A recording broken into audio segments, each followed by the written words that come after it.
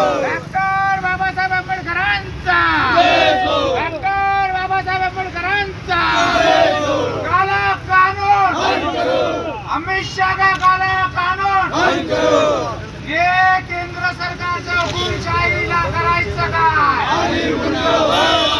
ये मोदी सरकार की दादागिरी का करने का क्या? हेलो, ऑनलाइन पावती बंद करो, ऑनलाइन पावती बंद करो, ऑनलाइन पावती पावतीसाठी रस्त्यावर असतात. काय विषय काय आहे? एकदाचा मार्गी का लावत नाही?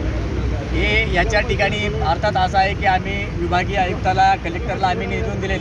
सर्वप्रथम त्यांनी रिक्षा स्टँडची निर्मिती करून द्यावी.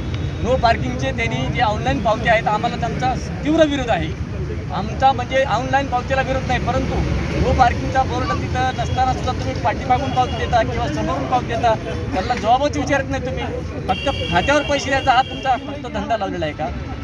शहरामध्ये 30 ते 35 हजार रिक्षा आहेत. किती जणांकडे लायसन आहेत, किती जणांकडे परमिट आहेत, याकडे तुमचं लक्ष का नाही? रिक्षांमुळे वाहतुकी बेशिस्त. असं वाटतंय की प्रत्येक रिक्षा संघटनांच्या कार्यकर्त्यांनी प्रत्येक म्हणजे विदाऊट लायसनवाले असतील किंवा विदाऊट जे पुलिस असतील त्यांच्यावर कारवाई करत. त्यांचा आमचा विरोधच नाही आहे ना.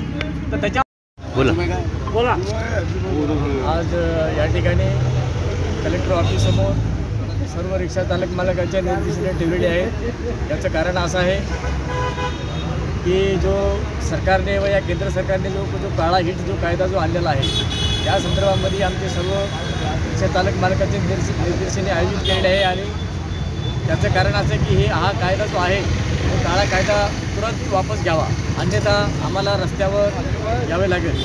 व तसंच छत्रपती संभाजीनगर शहरामध्ये कलेक्टर ऑफिस व विभागीय आयुक्तालयासमोर या ठिकाणी आम्ही अनेक वेळा निवेदन दिले की काही रिक्षा चालक मालकांच्या जी समस्या आहेत त्यामध्ये रिक्षा स्टँडचा मुद्दा आहे, नो पार्किंगचा मुद्दा आहे व तसंच प्रीपेड यांचासुद्धा मुद्दा आहे.